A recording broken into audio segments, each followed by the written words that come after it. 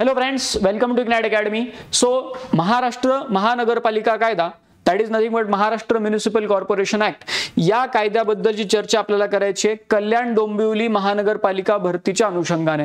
आता या कायद्यासाठी आपण वेगळी आपली बॅच पण लॉन्च केलेली आहे. त्यामध्ये आपण डिटेलमध्ये हा पूर्ण कायदा जो आहे तो डिस्कस केलेला आहे.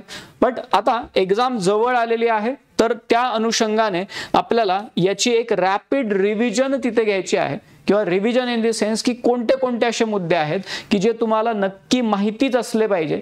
जेव्हा तुम्ही परीक्षेला जाताय तेव्हा या मुद्द्यांमधून काही ना काहीतरी प्रश्न एक्सपेक्ट केले जाऊ शकतात. सो त्या अनुषंगाने आजची ही चर्चा असणार आहे. माझं नाव मंगेश कुलकर्णी आणि या सेशन मध्ये मी आपलं स्वागत करतो. सो ऑलरेडी इग्नाइट अकॅडमी तर्फे ही एक बॅच पण अनाउन्स केली गेलेली होती महाराष्ट्र महानगरपालिका कायद्यासाठी. ही रेकॉर्डेड बॅच आहे, रेकॉर्डेड बॅच जी आता पण तुम्हाला अवेलेबल आहे इग्नाइट अकॅडमीच्या ऍप वरती. क्विकली तुम्ही ते पूर्ण लेक्चर्स बघू शकता. यामध्ये टेस्ट सिरीज पण इन्क्लुडेड आहे, लेक्चर नोट्स पण त्यामध्ये ऍड झालेले आहेत आणि बॅच मध्ये जे लेक्चर्स आहेत ते ऍप मध्ये तुम्ही कितीही वेळेस बघू शकता. रेकॉर्डेड कोर्स आहे, कंप्लीट झालेला आहे. त्यामुळे तुम्ही ही बॅच जॉईन करून हे सगळे सेशन्स एकदा क्विकली 1.5 1.75 च्या स्पीडला लावून बघून काढू शकता. ठीक आहे. बट आजच्या या सेशन मध्ये आपल्याला काय करायचंय, आपल्याला हा जो कायदा आहे या कायद्यामधल्या अशा कोणत्या कोणत्या गोष्टी आहेत ज्या मला वाटतात की महत्त्वाच्या राहू शकतात त्या मी तुमच्या समोर इथे मांडणार आहे.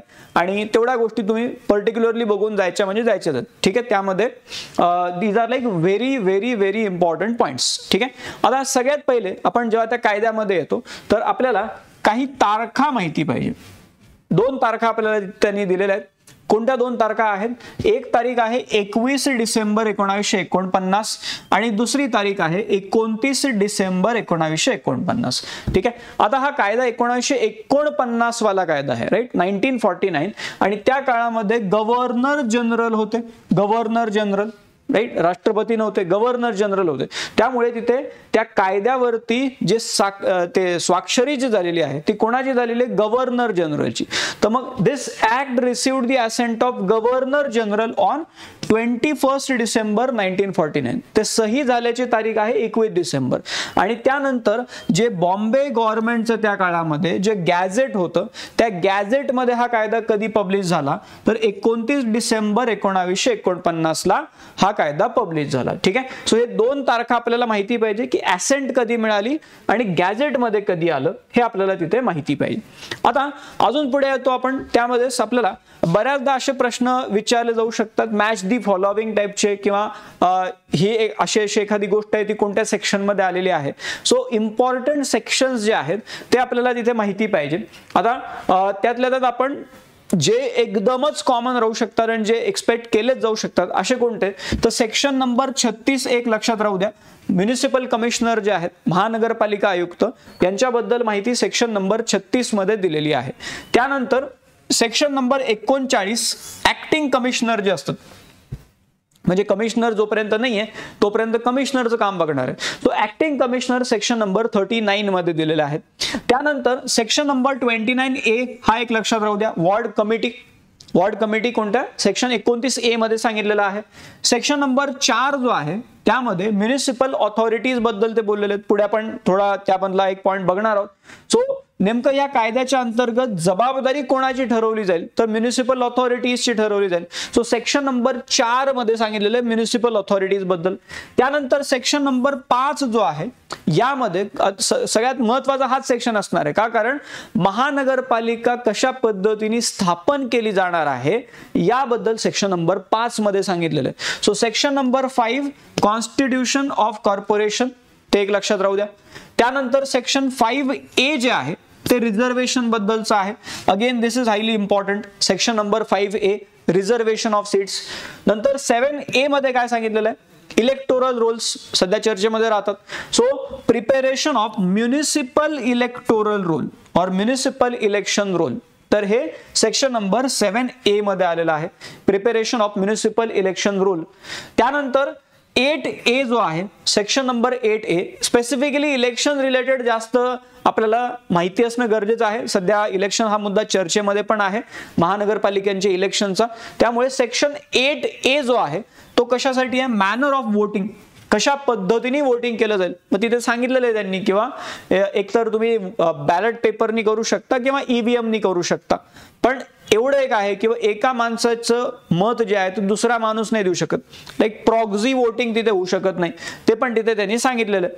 त्यानंतर section number 14 state election commission जे पूर्ण या निवडणुका घेणार आहे, सेक्शन नंबर 14 मध्ये त्याबद्दल आलेलं आहे, स्टेट इलेक्शन कमिशन. ठीक आहे. आफ्टर दॅट सेक्शन नंबर 19 एक लक्षात राहू द्या, मेयर आणि डेप्युटी मेयर, महापौर उपमहापौर यांच्याबद्दलची माहिती सेक्शन नंबर 19 मध्ये आलेली आहे, तो एक भाग झाला. आणि section number 20 constitution of standing committee, महानगरपालिकेच्या ज्या स्थायी समिती असतात, highly powerful committee, standing committee, so constitution of standing committee हे सेक्शन नंबर 20 मध्ये आलेलं आहे. ठीक आहे. सो इनिशियली एवढे काही सेक्शन्स आहेत जे आपल्याला प्रायमरी लेवलवरती माहिती पाहिजे आणि यामधून आपल्याला काही ना काहीतरी विचारलं जाऊ शकते. आता पुढे आपण जेव्हा येतो, आपण त्या कायद्यामध्ये काय बघतो की तुमचे जे काउन्सिलर आहेत, काउन्सिलर जे आहेत, काउन्सिलर दोन प्रकारचे राहू शकतात. काउन्सिलर म्हणजेच काय तर नगरसेवक. इनफॅक्ट आपली ही जी बॅच आहे, ही जी बॅच आहे ही दोन्ही भाषांमध्ये, म्हणजे मराठीमध्ये पण तुम्हाला अवेलेबल आहे, इंग्लिशमध्ये पण आहे. ठीक आहे. जसं पाहिजे तुम्ही परचेस करू शकता. पण काउन्सिलर जे आहेत हे दोन प्रकारचे राहतात. दोन प्रकारचे कोणते राहतात, एक तर इलेक्टेड राहतात आणि नॉमिनेटेड राहतात. इलेक्टेड आणि नॉमिनेटेड. मग हे इलेक्टेड किती असले पाहिजे, नॉमिनेटेड किती असले पाहिजे, याबद्दलच्या पण काही गोष्टी आपल्याला पुढे बघायच्या आहेत. बट इलेक्टेड आणि नॉमिनेटेड अशा प्रकारचे तुमचे काउन्सिलर राहतात. आणि त्यामध्ये नॉमिनेटेड काउन्सिलर जे आहेत यांना कोणत्या कोणत्या पॉवर्स राहतात, यांना कोणत्या कोणत्या पॉवर्स राहतात, हा एक मुद्दा देखील आपल्याला तिथे माहिती असला पाहिजे. जसं इथे त्यांनी सुरुवातीला सांगितलेलं कायद्यामध्ये, that a nominated counsellor shall not have following powers, किंवा अशा प्रकारचे हक्क त्यांना नाही आहेत. कोणाला, नॉमिनेटेड काउन्सिलरला. मग कोणत्या हक्कांबद्दल आपण बोलतोय, पहिलं तर काय की ते कोणत्याही मीटिंगमध्ये, म्हणजे महानगरपालिकेची असेल किंवा महानगरपालिकेच्या अंतर्गत ज्या ज्या कमिट्या तयार होतात त्या कमिट्यांच्या कोणत्याही मीटिंगमध्ये वोट करण्याचा अधिकार यांना नाही. ठीक आहे. So no power to vote at any meeting of the corporation and committee of the corporation also. ठीक आहे. तो एक भाग झाला. आणि त्यासोबतच जे नॉमिनेटेड काउन्सिलर राहतात त्यांना अजून कोणता राईट नाहीये, they can not get elected as mayor of the corporation. अत्यंत महत्वाची गोष्ट आहे, जे काउन्सिलर आहेत मेयर म्हणून ते इलेक्ट होऊ शकत नाही जर ते नॉमिनेटेड असतील तर. ठीक आहे. तो एक भाग झाला. इवन ते कोणत्याही कमिटीचे, महानगरपालिकेच्या अंतर्गत बऱ्याचशा कमिट्या राहतात, ट्रान्सपोर्ट कमिटी राहते, स्टँडिंग कमिटी राहते, ॲडॉक कमिटीज राहतात, स्पेशल कमिटीज राहतात, पण त्या अशा कोणत्याही कमिटीचे चेअरपर्सन तो माणूस नाही बनू शकणार जर तो नॉमिनेटेड काउन्सिलर आहे. ठीक आहे. सो या सगळ्या गोष्टी ज्या आहेत या आपल्याला तिथे माहिती असणं आवश्यक आहे. आता पुढे आपण आलो, महानगरपालिकेचं ऑफिशियल इयर काय असते. जसं एमपीएससीच्या परीक्षांमध्ये विचारलं जाते की कोऑपरेटिव्ह सोसायटीचं काय असते, तसं महानगरपालिकेचं ऑफिशियल इयर जे आहे ते काय असते, कधीपासून सुरू होते. सो इथे ऑफिशियल इयर या शब्दाचा अर्थ काय सांगितलेला आहे त्यांनी, it is the year which Cummins on first day of April. म्हणजे ऑफिशियल इयर जे आहे ते 1 एप्रिलला सुरू होते महानगरपालिकेचं. मग कुठपर्यंत चालते, तर पुढच्या वर्षी 31 मार्च पर्यंत चालते, 31 मार्च. सो या सायकलनी पूर्ण हे सुरू राहते 1 एप्रिल ते 31 मार्च. ठीक आहे. So this is the official year of municipal corporation. ठीक आहे. सो ते पण आपल्याला तिथे त्यांनी सांगितलेलं आहे. आता म्युनिसिपल ऑथॉरिटी जे सेक्शन नंबर 4 बद्दल आपण बोलत होतो, सेक्शन नंबर 4 म्युनिसिपल ऑथॉरिटी. मग नेमकं म्युनिसिपल ऑथॉरिटी कोण असणार आहे, कोणाला कन्सिडर करायचं या कायद्याअंतर्गत, म्युनिसिपल ऑथॉरिटी, जेणेकरून जबाबदारी ठरवता येईल किंवा हे असे काही लोक आहेत, या लोकांना जबाबदार ठरवलं जाईल या कायद्याच्या इम्प्लिमेंटेशनसाठी. सो इन दॅट केस कोण कोण म्युनिसिपल ऑथॉरिटी म्हणून कन्सिडर केलं जाते बघा. पहिले तर स्वतः महानगरपालिका, महानगरपालिका corporation will be considered as municipal authority. After that standing committee will be considered as municipal authority. Ward level वरती पण वॉर्ड कमिट्या राहतात, वॉर्ड कमिटी.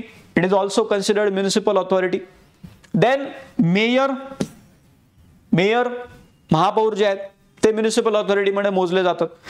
देन जे महानगरपालिका आयुक्त आहेत, म्युनिसिपल कॉर्पोरेशन मध्ये म्युनिसिपल कमिशनर जे आहेत, सो हे पण म्युनिसिपल ऑथॉरिटीमध्ये काउंट होतात. ठीक आहे, म्हणजे 5 नावं तिथे त्यांनी सरळ सरळ दिलेले सुरुवातीला. आता बऱ्याचदा काय होतं, एखाद्या महानगरपालिकेने काय केलेलं आहे तर एखादं ट्रान्सपोर्ट अंडरटेकिंग, ज्याला मराठीत परिवहन महामंडळ म्हणतात, जर ते बनवलं असेल किंवा एखादं ॲक्वायर केलं असेल तर त्या केसमध्ये, म्हणजे एक ट्रान्सपोर्ट अंडरटेकिंग जर ॲक्वायर केलेलं आहे किंवा स्वतः एस्टॅब्लिश केलेले महानगरपालिकेने, तर त्या केसमध्ये अजून 2 म्युनिसिपल ऑथॉरिटीज ऍड होऊ शकतात. एक तर ट्रान्सपोर्ट कमिटी राहणार आणि दुसरं ट्रान्सपोर्ट मॅनेजर राहणार. ठीक आहे, सो हे सगळे जे आहेत हे काय राहतील, तुमचे म्युनिसिपल ऑथॉरिटी राहतील. प्रश्न असा आला, which of the following is not a municipal authority, मग त्या केसमध्ये आपल्याला माहिती पाहिजे कोणते कोणते आहेत म्युनिसिपल ऑथॉरिटी. ठीक आहे, सो तो एक भाग झाला. त्यानंतर अजून काय माहिती पाहिजे आपल्याला, आता आपण बोललो की काउन्सिलर जे आहेत ते 2 प्रकारचे आहेत. एक तर आहे इलेक्टेड काउन्सिलर आणि दुसरे आहेत नॉमिनेटेड काउन्सिलर. मग इलेक्टेड काउन्सिलर किती असतात, किती असले पाहिजे, मग हे कशावरती ठरते, तर हे ठरते पॉप्युलेशनच्या आधारावरती. तर मग लोकसंख्या किती आहे त्या हिशोबाने इथे काउन्सिलर आपल्याला बघायला मिळतात. मग इथे जर आपण बघितलं तर पॉप्युलेशन आणि नंबर ऑफ काउन्सिलरचा चार्ट ऑफिशियल PDF मध्ये आलेला आहे कायद्याच्या. मग इथे 3 लाखाच्या वरती जर एखाद्या भागामधली पॉप्युलेशन आहे, किती, 3 लाखाच्या वरती, आणि जर ती 6 लाखापर्यंत आहे, म्हणजे 3च्या वरती आहे आणि 6 लाखापर्यंत पॉप्युलेशन आहे, तर कमीत कमी तिथे किती इलेक्टेड काउन्सिलर असले पाहिजे, तर 65 इलेक्टेड काउन्सिलर असले पाहिजे. ठीक आहे, मग हे आकडे आपल्याला विचारू शकतात की 3 लाखाच्या वरती आणि 6 लाखापर्यंत लोकसंख्या असेल तर किती काउन्सिलर असतील, तर 65 असतील. ठीक आहे, तो एक भाग झाला. आणि मग त्यामध्ये म्हणलेलं आहे किंवा हे मिनिमम 65 झाले ना, म्हणजे याचा अर्थ काय, जर एखाद्या भागामध्ये 3 लाख लोकसंख्या असेल किंवा 3 लाखाच्या वरती लोकसंख्या असेल तर तिथे 65 काउन्सिलर राहणार आहेत, म्हणजे 65 नगरसेवक राहणार. मिनिमम इकडचा मिनिमम, इकडचा मिनिमम. आता इथं काय होते, 3 लाखाच्या वरती जेवढी लोकसंख्या ऍड होत जाईल त्या हिशोबाने नगरसेवक पण ऍड होत जातील. मग तिथे काय सांगितलेलं आहे त्यांनी, किंवा for every additional population of 15,000, म्हणजे 3 लाखासाठी 65. मग आता पुढे अजून 15 ऍड झाले, समजा 3 लाख आणि त्यामध्ये 15,000, सो 3,15,000 झाल्यानंतर एक ऍडिशनल काउन्सिलर तिथे ऍड होईल. म्हणजे 3,15,000 काय होईल, 66 काउन्सिलर होतील. मग पुढे 3,30,000 67 होतील. असं करत करत दर 15,000 पॉप्युलेशनला एक काउन्सिलर ऍड होत जाईल. आणि असं करत करत पुढे ते काय म्हणतात, मॅक्सिमम किती होऊ शकतात इलेक्टेड काउन्सिलर या रेंजमध्ये, ते होऊ शकतात 85.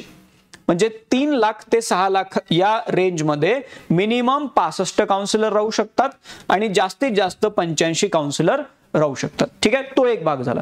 आता पुढे आपण आलो, 6 लाखाच्या वरती आणि 12 लाखापर्यंत जर पॉप्युलेशन असेल तर मिनिमम 85 काउन्सिलर तिथे राहणार आहेत. आणि पुढे मग 85 म्हटल्यावरती त्यासाठी 6 लाखासाठी 85 असणार. आणि दर 20,000 ऍडिशनल पॉप्युलेशन मागे एक ऍडिशनल काउन्सिलर राहणार. वरती काय होतं, दर 15,000 साठी एक होता, इकडे दर 20,000 साठी एक ऍडिशनल काउन्सिलर राहणार. आणि असं करत करत मॅक्सिमम 115 काउन्सिलर तिथे राहू शकतात. ठीक आहे, सो तो एक भाग झाला. त्यानंतर पुढची रेंज आहे 12 लाखाच्या वरती आणि 24 लाखापर्यंत.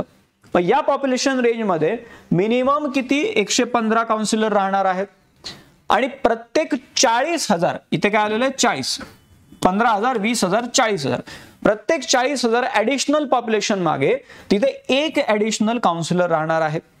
आणि मग अशा पद्धतीने मॅक्सिमम किती राहू शकतात, 151 राहू शकतात. मॅक्सिमम काउन्सिलर या पॉप्युलेशन रेंजमध्ये 151 राहू शकतात. ठीक आहे, आफ्टर दॅट 24 लाखाच्या वरती आणि 30 लाखापर्यंत, 24 ते 30च्या दरम्यान मिनिमम किती काउन्सिलर राहू शकतात, मिनिमम राहू शकतात 151.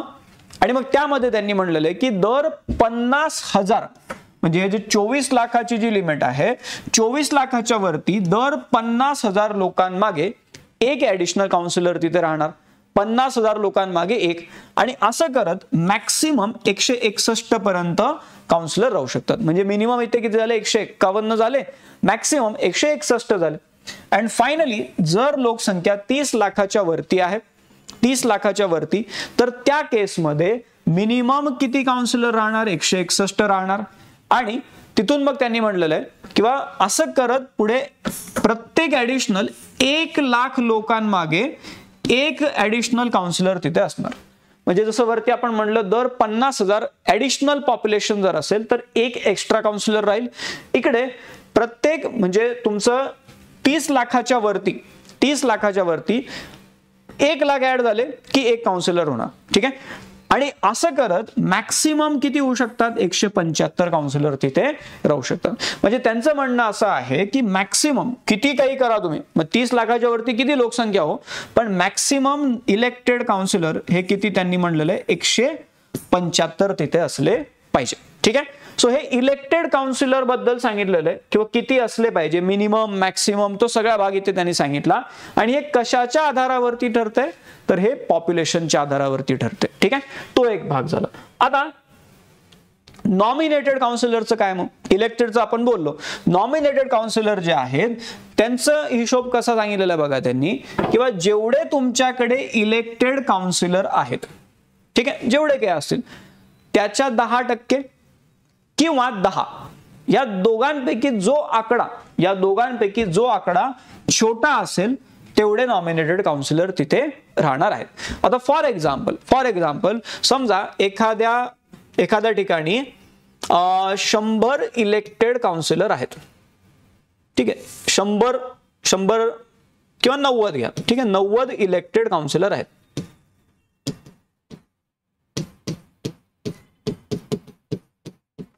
आता 90 याचं 10% किती होणार आहे, याचं 10% केलं तर किती होणार आहे, 9 होणार आहे. ठीक आहे. मग आता इथे 9 आणि दुसऱ्या बाजूला लिहा 10, या दोघांपैकी जो आकडा छोटा असेल तेवढे नॉमिनेटेड काउन्सिलर तिथे राहतील. ठीक आहे. ऑन दी अदर साइड समजा आपण म्हटलं की एखाद्या ठिकाणी 150 इलेक्टेड काउन्सिलर आहेत. 150चं 10% म्हणल्यावर किती झालं, 15 झालं. मग एक 15 लिहा आणि दुसऱ्या बाजूला 10 लिहा. 15 आणि 10 याच्यामध्ये छोटा कोणता आकडा आहे, 10 आहे. मग इथे काय होईल, 10 तुमचे नॉमिनेटेड काउन्सिलर राहतील. म्हणजे काय, 10% of elected councillor or 10 whichever is less, तेवढे तिथे तुमचे नॉमिनेटेड काउन्सिलर राहतात. मग त्यांना तशा पद्धतीचा महानगरपालिकेच्या ऍडमिनिस्ट्रेशनचा एक्सपिरियन्स असणारे जे लोक आहेत ते महानगरपालिकेद्वारे नॉमिनेट केले जातील. ठीक आहे. Nominated by corporation only. ठीक आहे. सो हा एक मुद्दा आपल्याला इथे माहिती पाहिजे. आता रिझर्वेशन बद्दल प्रश्न विचारला जाऊ शकतो. रिझर्वेशन नेमके कोणाकोणाला दिले जातात, तर रिझर्वेशन जे आहेत ते 4 वेगवेगळ्या कॅटेगरीज मध्ये दिले जातात. पहिलं तर आहे शेड्यूल्ड कास्ट, दुसरा आहे scheduled tribe. Now this depends on the population of scheduled caste और scheduled tribe in that particular locality. ठीक आहे. पॉप्युलेशनच्या आधारावरती हे तिथे सांगितलेलं आहे, बेस्ड ऑन पॉप्युलेशन.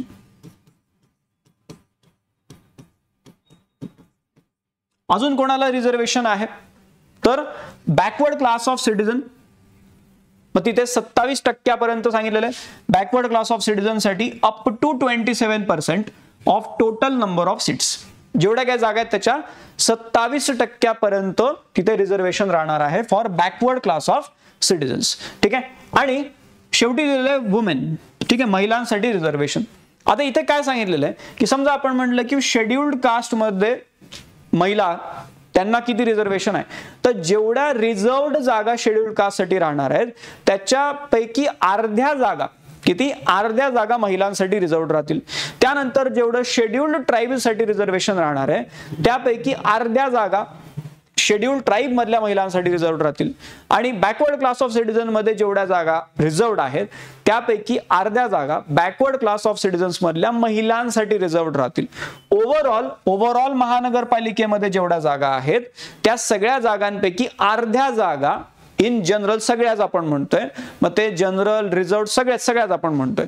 सो त्यापैकी अर्ध्या जागा महिलांसाठी रिझर्व्ड राहतील. सो हे सगळे इथे सांगितलेलं आहे महिलांबद्दल, किंवा half of the total seats are reserved. पण समजा इथे हे पण एक ते सांगतात किंवा scheduled caste and scheduled tribe, मग यांच्यासाठी समजा एकच जागा रिझर्व्ड आहे, ठीक आहे, 1 seat is reserved for either scheduled caste और शेड्युल्ड ट्राईब. तर त्या केसमध्ये काय करा, मग एकाचं अर्ध कसं करणार ना. सो जर असं काही असेल that there is only 1 seat reserved for that particular category, तर तिथे महिलांना रिझर्वेशन असणार नाही. ठीक आहे. सो या सगळ्या गोष्टी आपल्याला तिथे त्यांनी रिझर्वेशन बद्दल सांगितलेलं आहे. आणि हे पण शेवटी ते म्हणतात की टोटल रिझर्वेशन जे आहे it shall not be more than 50% of total seats in the corporation. ठीक आहे, अर्ध्यापेक्षा जास्त जागा तिथे रिझर्व्ड गेल्या नाही पाहिजे, हे पण त्यांनी तिथे सांगितलेलं आहे. ठीक आहे. ओके, आता इथे एक नोट दिलेली आहे, किंवा एक आपण म्हणतो किंवा एखाद्या व्यक्तीचं नाव त्या मतदार यादीमध्ये आलं, हे कशा पद्धतीने तिथे ग्राह्य धरलं जाणार.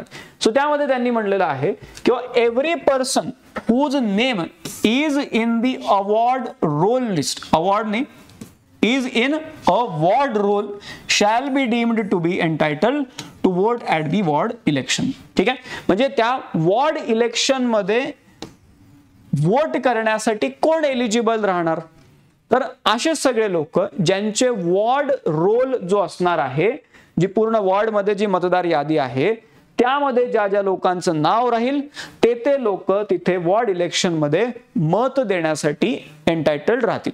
आणि ज्यांचं नाव त्यामध्ये नाहीये, त्या वॉर्ड रोल मध्ये ज्यांचं नाव नाहीये, ते लोक वॉर्ड इलेक्शन मध्ये वोट करण्यासाठी एलिजिबल राहणार नाहीत. ठीक आहे, हे क्लिअरली कायद्यामध्ये सांगितलेलं आहे. ठीक आहे, every person whose name is in that ward roll shall be deemed to be entitled to vote in the ward election. ठीक आहे, तो एक भाग झाला. आणि जसं आपण आधी बोललो किंवा वोटिंग कशा पद्धतीने होते, तर मग वोटिंग बद्दल ते हे विचारू शकतात किंवा हे बॅलेट पेपरनीच होते की ईव्हीएमनीच होते की दोघांनी होते की तिसऱ्याच कोणत्या तरी पद्धतीने होते. तर हे वोटिंग जे होते इथे हे त्यांनी कायद्यामध्ये स्पष्ट सांगितलेलं आहे किंवा वोटिंग जे आहे ते एकतर तिथे बॅलेट पेपरनी घ्यायचं तर तसंही घेऊ शकता तुम्ही, किंवा ईव्हीएमचा वापर करायचा असेल तर तसाही करू शकता तुम्ही. ठीक आहे. So voting at an election shall be by ballot or by electronic voting machine. फक्त एवढं इथे काय सांगितलं त्यांनी, that no votes shall be received by proxy. ठीक आहे, म्हणजे एका व्यक्तीचं वोट दुसरा व्यक्ती देऊ शकणार नाही. अजून एक यामध्ये काय विचारलं जाऊ शकते की काउन्सिलर जे आहेत, नगरसेवक, त्यांचं क्वालिफिकेशन काय राहते इलेक्टेड काउन्सिलरसाठी. Qualification for election as a councillor, दोन गोष्टी कायद्यामध्ये सांगितलेल्या आहेत. पहिलं काय सांगितलेलं आहे की तो व्यक्ती जो कोणी तिथे इलेक्ट होण्यासाठी अप्लाय करतोय, तो व्यक्ती जो आहे तो नॉमिनेशन फाईल करण्याच्या तारखेला 21 वर्षांपेक्षा लहान नसला पाहिजे. ठीक आहे, काय म्हटलं मी, नॉमिनेशन फाईल करण्याच्या तारखेला तो व्यक्ती should not be less than 21 years of age. हा पहिला क्रायटेरिया झाला. दुसरा क्रायटेरिया काय आहे, the person should be enrolled in the municipal election roll as a voter. तिथे जो पूर्ण महानगरपालिका मतदार यादी जे आहे त्यामध्ये तो व्यक्ती ॲज अ वोटर एनरोल्ड राहायला पाहिजे. ठीक आहे, म्हणजे स्वतः तो वोटर तर असावा पहिले, नंतर मग तो तिथे निवडून येण्यासाठी एलिजिबल होतं. ठीक आहे, पहिले त्याला वोटर असावं लागते त्या म्युनिसिपल इलेक्शन रोलमध्ये. ठीक आहे, सो हे दोन मुद्दे आपल्याला त्यांनी तिथे क्रायटेरियामध्ये सांगितलेले आहे. आणि एकदा जर तो व्यक्ती एकदा नगरसेवक म्हणून निवडून आला तर तो पुन्हा येऊ शकतो का निवडून, काही प्रॉब्लेम नाही, येऊ शकतो तो. ठीक आहे, that person is eligible for री इलेक्शन, हा पण मुद्दा आपल्याला तिथे माहिती असला पाहिजे. ठीक आहे. ओके, आता काही महत्वाचे डिस्क्वालिफिकेशन रिलेटेड मुद्दे पण आपण बघून ठेवू. Disqualification of counsellors. ठीक आहे, इथे जरा फॉन्ट मध्ये गडबड झाली, बट ठीक आहे आपण त्याला डिस्कस करू. Disqualification of councillors. आता डिस्क्वालिफिकेशन कशा पद्धतीने होतात बघा, हे अशा आकडे विचारू शकतात. बऱ्याचदा असं होते की IPC जे आहे, आता BNS आपण म्हणतो त्याला, भारतीय न्याय संहिता, तर या अंतर्गत जर एखादा व्यक्ती जो आहे त्याच्यावरती गुन्हा प्रूव्ह झालेला आहे किंवा त्यांनी भारतीय न्याय संहिता या अंतर्गत एखादा सेक्शन असा आहे की या सेक्शनसाठी तो तिथे गुन्ह्यास पात्र झालेला आहे थोडक्यात. सो असं जर काय झालं that if that person is convicted of an offence punishable under various sections of IPC और नाउ BNS, तर त्या व्यक्तीला 6 वर्षापर्यंत तिथे डिस्क्वालिफाय केलं जाणार. ठीक आहे. कोणाला आपण म्हणतोय? हे सगळं नगरसेवकांबद्दल आपण बोलतोय. म्हणजे एखादा नगरसेवक आहे त्या व्यक्तीला जर डिस्क्वालिफाय कशा पद्धतीने केलं जाऊ शकते, तर जर तो IPCच्या अंतर्गत एखाद्या सेक्शन नुसार जर त्याला कन्व्हिक्ट केलं गेलेलं आहे एखाद्या ऑफेन्ससाठी, तर तो व्यक्ती पुढचे 6 वर्ष डिस्क्वालिफाय होऊन जाईल फॉर बिईंग अ काउन्सिलर. ठीक आहे. So for the period of 6 years. ठीक आहे. हे आपल्याला माहिती पाहिजे. त्यानंतर बऱ्याचदा असं होऊ शकते की एखादा नगरसेवक जो आहे त्यांनी महानगरपालिकेला काही पैसे, काही फाईन, काही चार्ज जो आहे तो देणं बाकी आहे, काही एरियर्स आहेत त्याचे, आणि त्याला नोटीस पाठवली गेलेली आहे महानगरपालिका आयुक्तांकडून, तरी देखील त्यांनी जर ते पैसे भरलेच नाही तर त्याला नगरसेवक म्हणून डिस्क्वालिफाय केलं जाऊ शकते किंवा त्याचं इलेक्शन व्हाईड डिक्लेअर केलं जाऊ शकते. ठीक आहे. सो इन दॅट केस इथे त्यांनी काय म्हणलेलं आहे किंवा if the person fail to pay the dues when notice is sent by the municipal commissioner. मग कमिशनरने नोटीस पाठवली आणि नोटीस पाठवल्याच्या नंतर 3 महिन्याच्या आतमध्ये जर त्यांनी ते ड्यू पे नाही केले तर त्याचं इलेक्शन कॅन्सल तिथे कन्सिडर केलं जाईल. ठीक आहे. म्हणजे तेवढी टर्म तो तिथे नगरसेवक म्हणून डिस्क्वालिफाय होऊन जाईल. ठीक आहे. पुढे पुन्हा होऊ शकतो समजा, पण 3 महिन्याचा वेळ दिला जातो हे आपल्याला माहिती पाहिजे. Fails to pay the arrears, जे कॉर्पोरेशनला देणं त्यांनी बाकी आहे ते जर नाही दिले त्यांनी तर तिथे तो डिस्क्वालिफाय होऊन जाईल. 3 महिन्याचा वेळ तिथे त्याला राहतो. पण त्यानंतर बऱ्याचदा आपण बघतो की इलेक्शन जेव्हा होतात, इलेक्शन मध्ये तुम्ही किती खर्च केला ते सगळे अकाउंट्स तुम्हाला सबमिट करावे लागतात. तर मग ते अकाउंट जर तुम्ही वेळेत सबमिट नाही केले तर तिथे काय होऊ शकते, तुम्हाला डिस्क्वालिफाय केलं जाऊ शकते. मग किती वर्षासाठी डिस्क्वालिफाय होतं जर इलेक्शन अकाउंट सबमिट नाही केले तर तिथे 3 वर्षासाठी the person councillor is disqualified for the period of 3 years if he और she failed to lodge an account of election expenses. ठीक आहे. हा एक मुद्दा तिथे आपल्याला कामात येऊ शकतो. 3 वर्ष. त्यानंतर अजून काय आहे की एखादा नगरसेवक जो आहे त्याला अजून डिस्क्वालिफाय करण्याच्या वेगवेगळ्या पद्धती राहू शकतात. मग त्यामध्ये असं जर काय झालं की तो व्यक्ती सलग 3 महिने, सलग म्हणतोय मी, सलग 3 महिने महानगरपालिकेच्या वेगवेगळ्या मीटिंग्सला प्रेझेंटच नाही राहिला तर त्या केसमध्ये त्याला डिस्क्वालिफाय केलं जाऊ शकते. मग आता याच्यामध्ये 2 केसेस आहेत. पहिलं तर काय आहे की जर तो व्यक्ती सलग 3 महिने तिथे आलाच नाही पण त्यांनी काय केलेलं आहे, त्यांनी ऑलरेडी महानगरपालिकेची परवानगी घेतलेली आहे तर त्याला सोडलं जाऊ शकेल. पण परवानगी न घेता सलग 3 महिने जर तो नाही आला तर त्याला तसंच डिस्क्वालिफाय करतील. तू कुठं गेला असेल तिकडच जावं. 3 महिने आला नाही तर अजून 3 महिने नको, आम्हाला इथून पुढे आम्ही तुम्हाला डिस्क्वालिफाय करतो. पण इथं काय आहे की जर अप्रूव्हल असेल तर 3 महिने सलग तो नाही आला तरी त्याला डिस्क्वालिफाय केलं जाणार नाही. ठीक आहे. बट अप्रूव्हल नसेल तर तसंच तो डिस्क्वालिफाय होऊन जाईल. ठीक आहे. सो 3 महिन्याचा एक मुद्दा झाला. आता दुसरा एक मुद्दा काय येतो, जर तो व्यक्ती सलग 6 महिने महानगरपालिकेच्या मीटिंग्सला आलाच नाही तर मग ते महानगरपालिकेचं अप्रूव्हल घेतलं असेल त्यांनी, नाही घेतलं असेल त्याचा काहीच फरक पडणार नाही, तसंच त्याला डिस्क्वालिफाय केलं जाईल. ठीक आहे. सो हे 2 आपल्याला इथे मुद्दे महत्वाचे आहेत की सलग 3 महिने डिस्क्वालिफाय होऊ शकतो जर महानगरपालिकेचं अप्रूव्हल घेतलं नसेल तर, आणि सलग 6 महिने जर नाही आला तर तसंच डिस्क्वालिफाय होईल. मग अप्रूव्हल घे नको घेऊ काही फरक पडणार नाही. हे कोणासाठी आपण बोलतोय, हे बोलतोय आपण काउन्सिलरसाठी. काउन्सिलरसाठी आपण हे बोलतोय. पण पुढे अजून एक असाच एक मुद्दा येतो जो ट्रान्सपोर्ट कमिटी जे आहे त्याच्या मेंबरसाठी येतो. तिथे त्यांनी फक्त काय केलेलं आहे की जर तो ट्रान्सपोर्ट कमिटीचा मेंबर त्या कमिटीच्या सलग त्या कमिटीच्या मीटिंगला सलग 2 महिने नाही आला तर तिथे अप्रूव्हल असेल तर सोडलं जाईल त्याला, अप्रूव्हल नसेल तर त्याला तिथे डिस्क्वालिफाय केलं जाईल. ठीक आहे. इथे 2.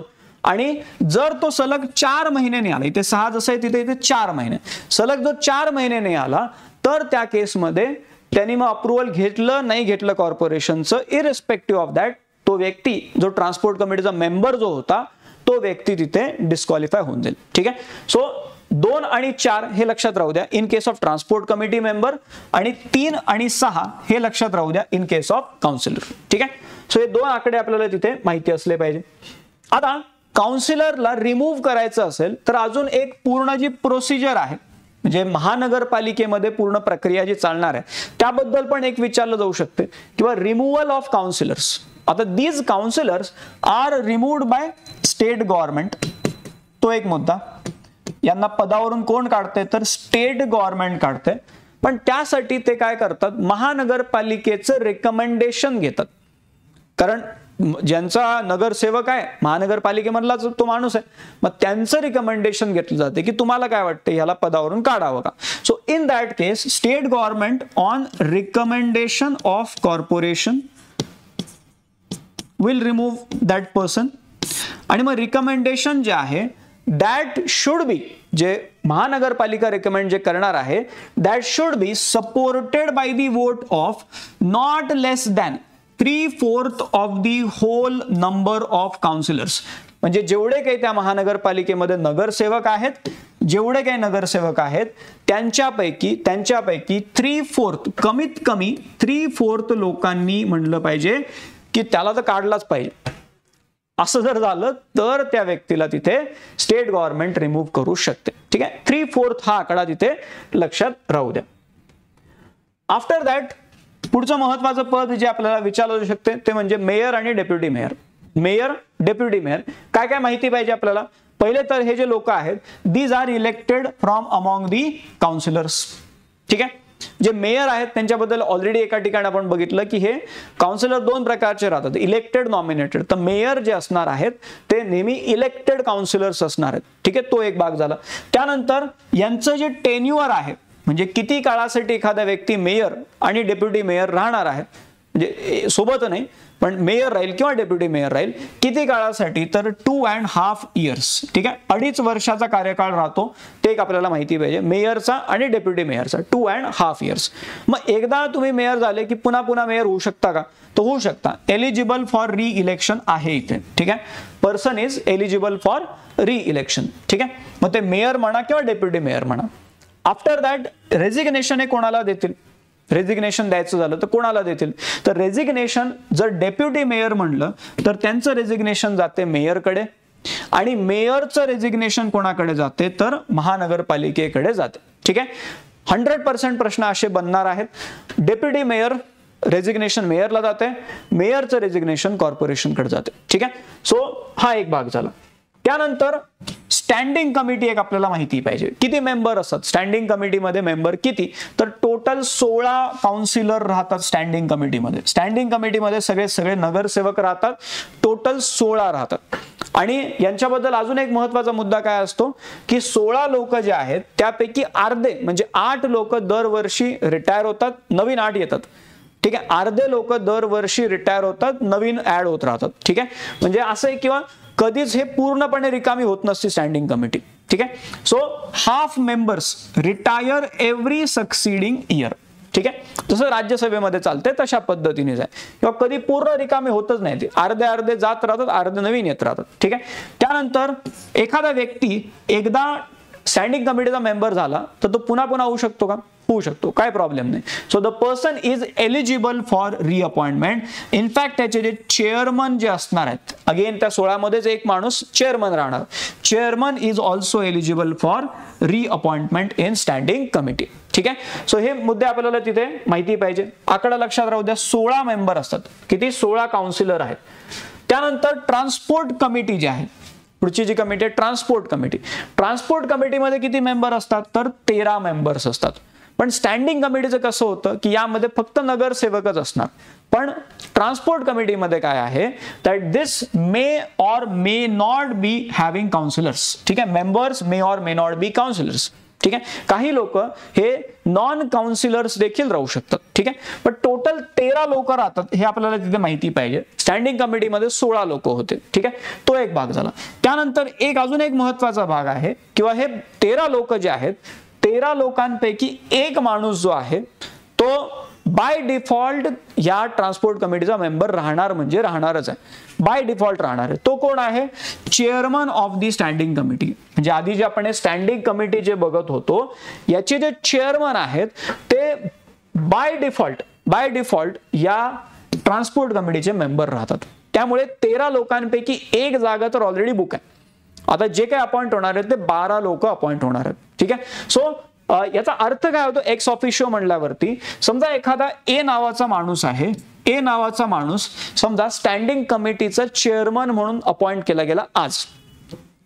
तर जसं आजच्या तारखेला तो माणूस स्टँडिंग कमिटीचा चेअरमन झाला तसं आपोआपच तो ट्रान्सपोर्ट कमिटीचा मेंबर होऊन गेला.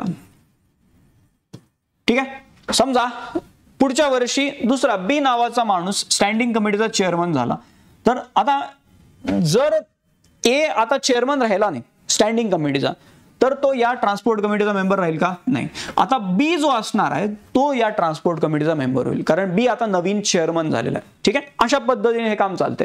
So chairman of standing committee is ex officio member of transport committee, हे आपल्याला माहिती पाहिजे. त्यानंतर जसं स्टँडिंग कमिटीमध्ये होतं की अर्धे लोक दरवर्षी रिटायर होतील, नवीन येत राहतील, तसं इथे पण आहे that half members retire every succeeding year. आणि जे काही रिटायर होत आहेत लोक ते पुन्हा या कमिटीचे मेंबर तिथे होऊ शकतात. ठीक आहे. These people are eligible for reappointment also. ठीक आहे. सो हा एक मुद्दा आहे जो आपल्याला तिथे माहिती असला पाहिजे. Now in the end ward committee जे आहे, वॉर्ड कमिटी याबद्दल पण आपल्याला माहिती पाहिजे, कारण हे आकडे जे आहेत हे विचारले जाऊ शकतात परीक्षांमध्ये. इथे जर आपण बघितलं वॉर्ड कमिटी एखाद्या भागामध्ये किती असल्या पाहिजे. ठीक आहे. वॉर्ड कमिटीचं काय रेंज काय राहते. सो हे पुन्हा कशाच्या आधारावरती ठरते? वॉर्ड कमिटी ते पॉप्युलेशनच्या आधारावरती ठरते. ठीक आहे. सो इथे जर बघितलं आपण त्यांनी अगेन कायद्यामधलंच आहे, चार्ट दिलेला आहे की इकडे पॉप्युलेशनची रेंज दाखवलेली आहे. त्यानंतर minimum number of ward committee किती असल्या पाहिजे, कमीत कमी त्या पॉप्युलेशन रेंजसाठी किती. त्यानंतर ॲडिशनल पॉप्युलेशन आणि त्यामध्ये ॲडिशनल वॉर्ड कमिटी होती. म्हणजे प्रत्येक ॲडिशनल पॉप्युलेशनसाठी किती एक वॉर्ड कमिटी आपण म्हणलं. जसं आपण तिकडे आता काउन्सिलरच्या केसमध्ये बघत होतो दर 15,000 ॲडिशनल पॉप्युलेशनला एक ॲडिशनल काउन्सिलर, तसं एवढ्या ॲडिशनल पॉप्युलेशनला एक ॲडिशनल कमिटी. आणि मग असं करत मॅक्सिमम किती कमिटीज राहू शकतात. ठीक आहे. मॅक्सिमम वॉर्ड कमिटी किती राहू शकतात. मग इथे त्यांनी दिलेलं आहे किंवा 3 लाखाच्या वरती समजा लोकसंख्या आहे आणि 4.5 लाखापर्यंत लोकसंख्या आहे, तर कमीत कमी 3 वॉर्ड कमिटी राहतील, कमीत कमी 3 वॉर्ड कमिटी राहतील आणि जास्तीत जास्त 4 वॉर्ड कमिटी राहतील. ॲडिशनल बद्दल तिथे काय सांगितलं नाही. त्यानंतर 4.5 लाखाच्या वरती लोकसंख्या आहे आणि 12 लाखापर्यंत लोकसंख्या आहे, तर कमीत कमी 4 वॉर्ड कमिटी असतात, कमीत कमी 4. आणि प्रत्येक 1.5 लाख लोकसंख्येमागे एक वॉर्ड कमिटी ऍड होते आणि असं करत मॅक्सिमम 9 वॉर्ड कमिटी तिथे राहू शकतात. म्हणजे ते असं त्यांनी दिलं किंवा पॉप्युलेशन रेंज दिली आणि या रेंजसाठी कमीत कमी किती वॉर्ड कमिटी राहतात, जास्तीत जास्त किती राहतात, अशा प्रकारचे प्रश्न बनवू शकतात. त्यानंतर 12 लाखाच्या वरती जर पॉप्युलेशन आहे आणि 24 लाखापर्यंत पॉप्युलेशन आहे, तर तिथे कमीत कमी 9 वॉर्ड कमिटी राहतात. प्रत्येक 3 लाख ॲडिशनल पॉप्युलेशन मागे एक वॉर्ड कमिटी ऍड होते आणि असं करत टोटल मॅक्सिमम किती 13 वॉर्ड कमिटी तिथे राहू शकतात. अँड फायनली जर 24 लाखाच्या वरती जर पॉप्युलेशन असेल, 24 लाखाच्या वरती, तर तिथे कमीत कमी 13 वॉर्ड कमिटी राहतात. प्रत्येक 6 लाख पॉप्युलेशन मागे एक ॲडिशनल वॉर्ड कमिटी तिथे आपल्याला दिसते. आणि असं करत फायनली मॅक्सिमम किती होऊ शकतात, तर मॅक्सिमम 25 वॉर्ड कमिटी तिथे राहू शकतात. तर या काही अशा बेसिक डिटेल्स आहेत ज्या तुम्हाला महाराष्ट्र महानगरपालिका कायद्यामधल्या माहिती असल्या पाहिजे. ठीक आहे. एकदमच बेसिक सुरुवातीचा जो पार्ट आहे कायद्यामधला, तिथून ह्या सगळ्या गोष्टी आपण डिस्कस करतोय. तसं कायदा खूप मोठा आहे, बट जो लेटर पार्ट जो कायद्याचा आहे that is quite a procedural kind of part. ठीक आहे. त्यामुळे ज्या प्रायमरी लेवलवरती गोष्टी आपल्याला माहिती असल्या पाहिजे त्या या सगळ्या गोष्टी आहेत आणि ज्यामधून नक्कीच काही ना काहीतरी प्रश्न एक्सपेक्ट केले जाऊ शकतात. अगेन हे सगळे जे आपण इथे जे काही पॉइंट्स बघतोय, all these are discussed in quite detail in our this batch also. त्यामुळे ही बॅच पण एकदा तुम्ही जॉईन करून क्विकली काही लेक्चर्स तुम्ही तिथून बघून घेऊ शकता. इनफॅक्ट तिथे नोट्स ज्या दिलेल्या आहेत त्या नोट्स मधून पण तुमचं काम होऊन जाईल. त्यामध्ये टेस्ट सिरीज आहेत तिथूनही तुम्ही प्रॅक्टिस करू शकता. त्यामुळे अगेन अजूनही वेळ गेलेली नाही आहे, त्यामुळे तुम्ही हा कायदा प्रॉपरली कंप्लीट करू शकता इन दिस रेकॉर्डेड कोर्स. त्यासाठी तुम्ही इग्नाइट अकॅडमीचं ॲप डाउनलोड करा आणि त्यामधून ही बॅच तुम्ही जॉईन करून घ्या. ठीक आहे. याची फीज 199 प्लस GST, म्हणजे खूप जास्त काही फीज नाही आहे. त्यामुळे तुम्ही ह्याला जॉईन करून हा कायदा आपला सिलेबस मधला कंप्लीट करून घेऊ शकता. ठीक आहे. इन द एंड आपलं जे काही आपण गोष्टी डिस्कस करतोय या सगळ्या गोष्टी रिलेव्हंट PDF म्हणा किंवा बाकी ज्या सगळ्या गोष्टी आहेत या आपल्या टेलिग्राम चॅनल्स वरती पण याच्या अपडेट्स येत राहतात. मग काही नवीन सेशन्स आले आपले त्याच्या लिंक्स शेअर केल्या जातात, काही रिलेव्हंट PDFs असतील तर त्या शेअर केल्या जातात. सो हा सगळा भाग जो आहे तो आपल्या या टेलिग्राम चॅनल वरती तुम्हाला बघायला मिळतो. इनफॅक्ट हे जे लेक्चर आपण आता जे डिस्कस केलं याच्या पण नोट्स आपण शेअर करून देऊ आपल्या या टेलिग्राम चॅनल्स वरती. त्यामुळे चॅनल्स हे जॉईन करून घ्या. तुम्हाला व्हिडिओच्या डिस्क्रिप्शन मध्ये देखील त्याच्या लिंक्स मिळून जातील, तिथून तुम्ही ह्याला जॉईन करू शकता. त्यानंतर YouTube चॅनल तुम्ही जॉईन केलंच असेल, नसेल केलं तर सबस्क्राईब करून घ्या. बेल आयकॉन दाबून ठेवून द्या जेणेकरून काही नवीन अपडेट्स आल्या की तुम्हाला लगेच त्याबद्दल माहिती मिळून जाईल. इथे नंबर्स पण दिलेले आहेत, काही तुम्हाला क्वेरीज वगैरे वाटल्या तर नक्की यावरती कॉल करा. खाली पण नंबर स्क्रोल होत आहेत, तिथूनही तुम्ही कॉल करून माहिती घेऊ शकता. ठीक आहे. चालेल. मग तर सगळ्यांनी नक्की या पद्धतीने या कायद्याला अप्रोच करा. बॅच मध्ये तसं झालेलंच आहे आपलं, तिथूनही तुम्ही चेक करू शकता. सो थांबू आपण इथे. All the best for your examination. Thank you very much.